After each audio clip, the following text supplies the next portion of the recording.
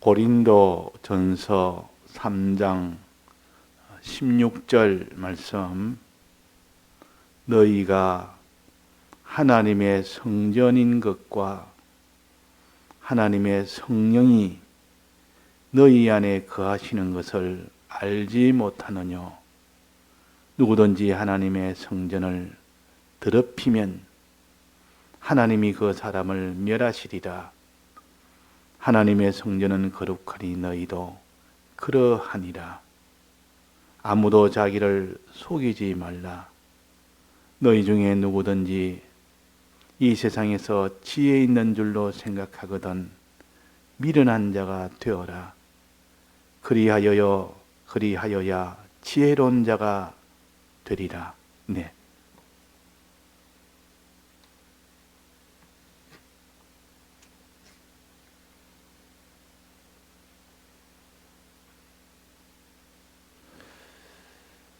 너희는 하나님의 성전인 것과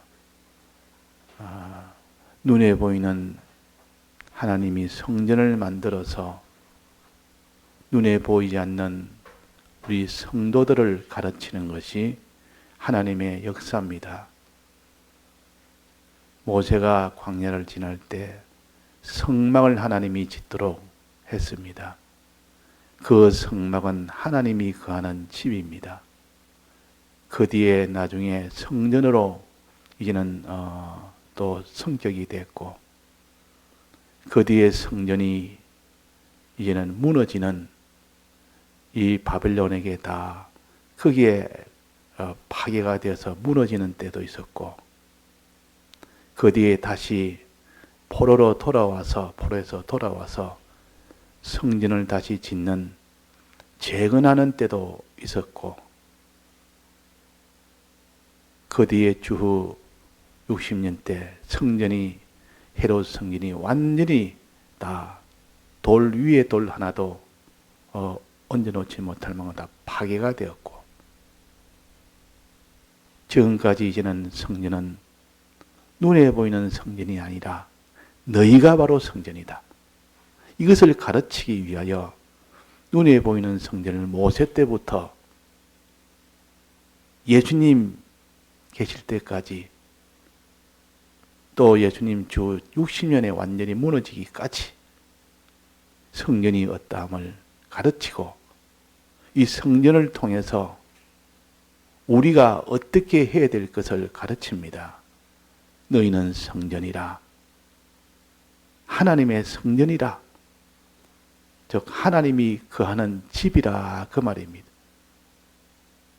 하나님이 거하는 집. 그래서 구약에는 눈에 보이는 성경을 자세히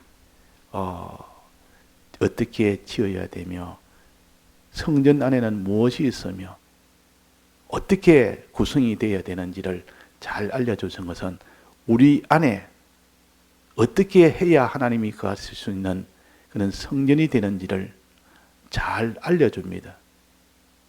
눈에 보이는 성전을 통하여 성전 안에 있는 온갖 이런 구조와 그런 기물들을 보여주면서 그 안에서 해야 될 일이 무엇인지를 알려주면서 너희들은 이런 성전을 지어라. 눈에 보이는 가견적인 성전이 아니라 신령한 성전인, 눈에 안 보이는 신령한 성전이 너희를 온전한 사람으로 만들어라는 겁니다. 만들어라. 그래서 이스라엘 역사는 성전 역사라고 해도 될 만큼 그만큼 성전이 중요했습니다. 항상 성전을 중심으로, 광야 때는 성막을 중심으로 그렇게 이스라엘 백성이 신앙생활을 했고, 또 그 뒤는 성전을 지었을 때는 성전을 중심으로 신앙생활을 했지, 항상 성전 중심으로 성전에 가서 기도도 하고 성전에 가서 짐승을 잡아서 이렇게 속죄도 하고, 하나님의 은혜가 필요할 때는 성전에 가서 모든 것을 다 구하고 성전 중심으로 다 생활한 것이 이스라엘 백성입니다. 그러니까 우리의 신앙생활도 성전이 어찌 되느냐? 그 성전을 바로 지어서 하나님이 내 속에 거하면 그 사람은 성공한 사람이요. 그 사람은 구원을 얻는 사람입니다. 성전을 짓지 못하면 하나님이 거하실 수 있는 집이 없는데 하나님이 함께 안 하는데 그게 구원이 있을 수가 있습니까? 그래서 유다 나라가 완전히 바벨론의 멸망을 당했습니다. 바벨론에 완전히 멸망당하고 그래가지고 70년 동안 바벨론에 다 포로로 잡혀간 데가 있었고 그 남은 자들은 거기서 그냥 식민지로서 살면서 또 애굽으로 다 이렇게 다 피난을 간 사람도 있었고 나라가 완전 풍지박산이 되었을 때 성전도 다 무너졌지. 이스라엘 백성은 그로서 끝인 줄 알았습니다. 그러나 하나님이 예레미야를 통해서 70년 후에 에스겔을 통해서 70년 후에 다시 돌아오리라. 성전을 다시 지을 수 있는 이 길을 다시 주신 겁니다. 우리가 신앙생활을 하면서 무너진 성전이 있을 때가 많습니다. 그러나 하나님은 끝까지 그걸 버리지 아니하시고 다시 성전을 짓도록 그렇게 이스라엘 백성을 역사를 하신 겁니다. 그거 보면 내가 성전이 무너져도 하나님 앞에 심히 애통하면서 바벨론 포로 생활을 하면서 거발 강가에서 거기서 늘 하나님을 찬송하며 하나님 앞에 기도하며 다시 성전을 지을 수 있도록 소망 가지고 사는 것이 바벨론 포로 생활입니다. 그래서 하나님이 그 기도 소리를 들으시고 70년 후에 돌아와서 성전을 짓게 합니다. 성전을 지을 때 그때 스룹바벨 그래가지고 성전을 짓기 시작하는데 그때 여러 가지 방해가 있었고 여러 가지 지체할 만한 안팎의 그런 일이 있었는데도 불구하고 결코 성전을 짓기 시작합니다. 첫째는 기초공사부터 했습니다. 기초공사를 다 끝내고 그때에 하나님 앞에 그 백성들과 제사장들과 오랜 신앙생활한 늙은이들이 하나님께 찬송을 했다 그랬습니다. 기초공사했다면 그 반이나 다 지었다 그 말이에요. 반이 다 짓고 기초공사한 거기 하나님 앞에 그 전부가 다 하나님을 찬송을 했다. 기초공사는 벌써 반이나 다 지었기 때문에 이제는 올리기만 올리면 되는 겁니다. 하나님께 감사기도를 했고 거기서 노인들은 첫 성전을 보았기 때문에 전지대 노임을 보고 대성통곡을 했습니다. 얼마나 감격이 되었으면 무너진 성전에서 이제는 성전이 없을 줄로 알았고 기회가 없은 줄 알았는데 하나님이 다시 성전을 짓기 위하여 기초공사가 다 되는 것을 보고 전 지대의 노임을 보고 대성통곡하고 여러 사람은 기뻐하고 즐거이 노래 부르고 백성은 큰 소리로 외쳤다 그랬습니다. 이제 남은 것은 그 위에 세우기만 세우면 됩니다. 그래서 결국은 또 중단되고 또 여러 가지 중단되다가 학계선지로 인하여 그때 또 여러 가지 책망을 듣고 또 거기에 힘을 얻어서 결국은 성전을 다 완공을 했습니다. 이것이 구약의 역사요. 눈에 보이는 성전을 이렇게 다시 재건하는 역사를 보여준 겁니다. 우리도 무너진 성전이 분명히 있을 때가 옵니다.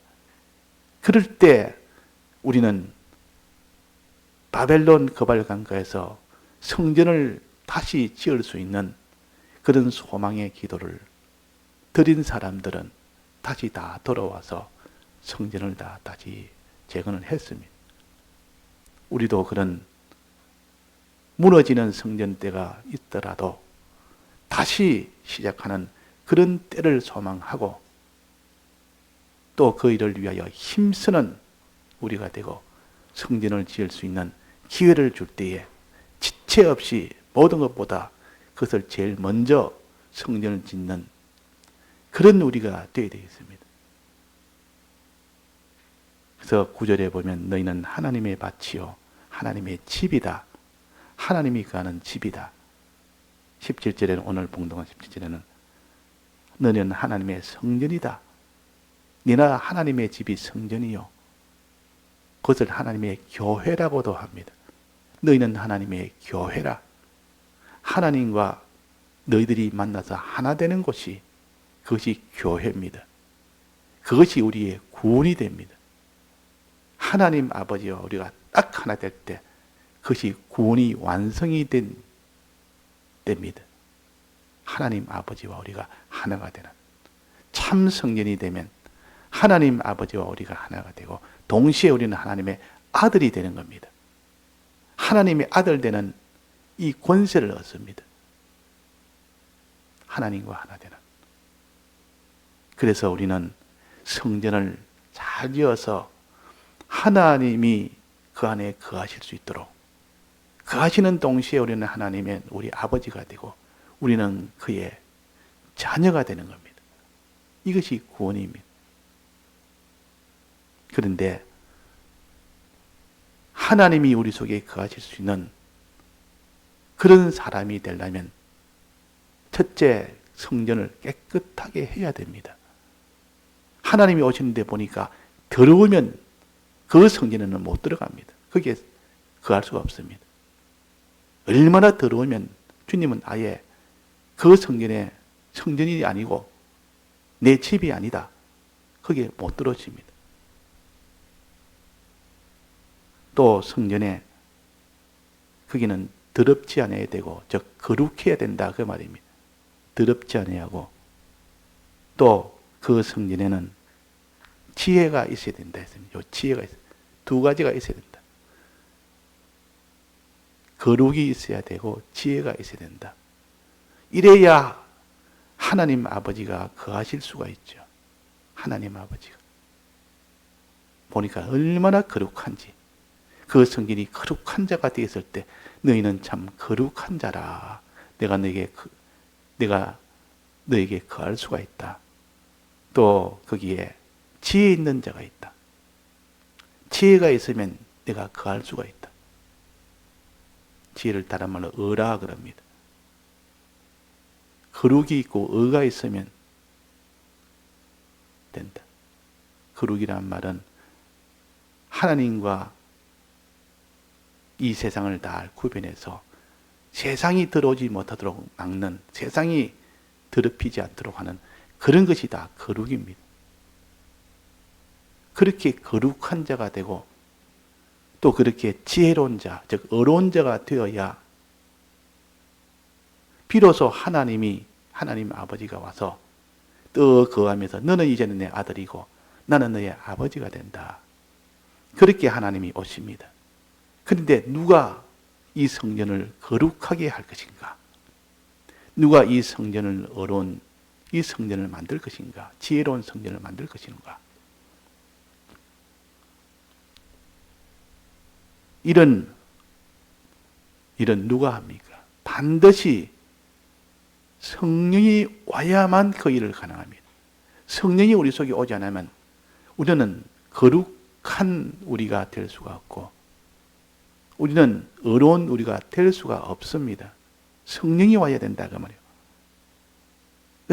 먼저 성전인 우리가 하나님의 성령을 먼저 모시면 성령만 우리에게 오시면 그 다음에 그 성령의 힘을 얻어서 성령의 감동의 그 능력을 받아서 거룩한 행실을 하게 되고 그 사람은 의의 행실을 하게 됩니다. 즉 지혜를 가진 자가 된다 그 말입니다. 여기에 너희가 하나님의 성전인 것과 하나님의 성령이 너희 안에 거하시는 것을 알지 못하느냐. 하나님의 성령입니다. 이거는 하나님 아버지가 아니고 하나님 아버지는 거룩하게 되고 난 뒤에야 들어옵니다. 우리 마음이, 우리의 은행, 우리 몸이 거룩하게 되고 난 뒤에야, 또 지혜롭게 되고 난 뒤에야 들어오지.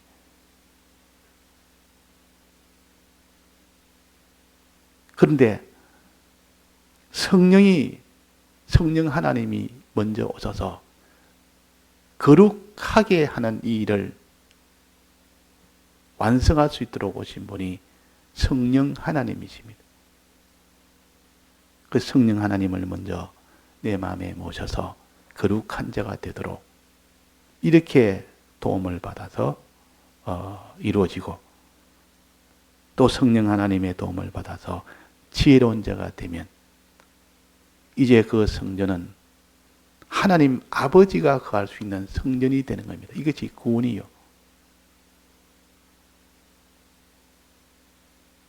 그래서 우리가 주님 모시고 사는 이때 주님은 성령 주님이십니다. 신인 양성 1위로 오신 분은 예수님 주님이고 예수 그리스도고, 성령은 육신을 벗고 영으로만 오신 하나님이에요. 영으로 우리에게, 우리 마음속에 오셔서, 또 우리 주변에 오셔서 그분이 우리를 감동감화시켜서 거룩한 자가 되도록 힘쓰는 그 하나님의 이름이 성령이십니다.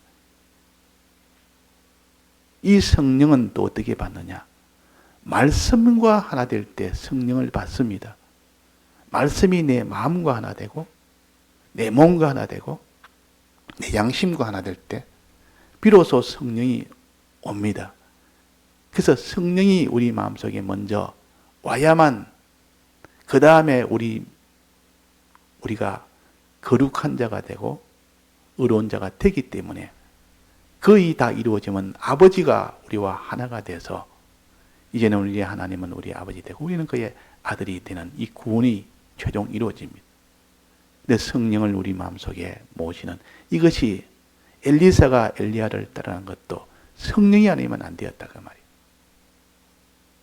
성령이 아니면 안 되기 때문에 그 엘리사가 끝까지 말씀과 하나 되는 그 과정을 다 겪고, 길갈도 베델도 또 여리고도 요단강도 전부 이거는 다 말씀과 완전히 하나 되는 그런 애를 쓰고 노력하는 사람의 힘을 써서 하는 일이요. 그런 요단강까지, 길갈에서 요단강 가는 그 걸음은 말씀과 하나 되는 힘쓰는 일을 했기 때문에 비로소 성령을 갑절이나 받을 수 있는 결과가 나왔습니다. 그렇게 힘쓰지 않으면 안 됩니다. 길갈에서 베델로 가는 그 힘씀, 베델에서 여리고로 가는 그 힘씀, 여리고에서 요단강을 넘는 그 힘씀, 그 힘쓰는 그 하나, 그걸 보고 주님이 이제는 너는 무엇을 원하느냐? 그걸 원합니다 할 때 하나님이 조건 두 가지를 붙여놓고 한 가지를 더 붙여놓고 그 조건대로 하니까 바로 영감을 갑절이나 받게 된, 이것을 우리에게 가르쳐 줍니다. 그래서 우리가 베델 생활 해야 되고, 길갈 생활 해야 되고, 베델 생활 해야 되고, 여리고 생활, 요단강 생활을 힘써 하는 이 사람이 있고, 거기는 선지 성도들은 힘쓰지 않았습니다. 이 베델이 이거만 하면 됐다. 길갈이면 됐다. 베델이면 됐다. 여리고면 됐다. 요단까지 갈 필요가 있느냐? 이런 자는 영감을 못 받았습니다. 성령을 못 받으면 자기 속의 거룩함을 이루지를 못합니다. 그래서 성령이 너희 안에 거하시는 것을 알지 못하느냐? 이 말은 우리의 영에는 성령이 내주하십니다. 상주하십니다. 항상 상주를 하십니다. 중생된 영은 변함이 없기 때문에 항상 그 안에는 성령이 내주하십니다. 그러나 우리의 마음은 아직 구원이 된 것이 아니기 때문에 마음은 성령이 내주할 수도 있고 안 할 수도 있고 항상 왔다 갔다 합니다. 내 마음에 성령이 오도록 하는 것이 엘리사가 엘리야를 따라가서 받는 것은 우리 마음속에 성령이 임하실 수 있도록 하는 것이요. 하나님의 성령이 너희 안에 거하시는 것을 알지 못하느냐. 영에는 상주하고 우리의 마음에는 상주하지 아니하고 우리가 힘쓸 때 상주를 하게 됩니다. 힘쓸 때 오게 됩니다. 내주하게 되고. 그러나 그것이 조금만 또 방심하면 그 성령께서 얼른 내주가 아니라 바로 나가버립니다. 자, 성령이 오면 힘써 이제는 거룩을 이루도록 힘쓰고 지혜를 이루도록 힘쓰라. 너희도 내가 거룩하니 너희도 거룩하라.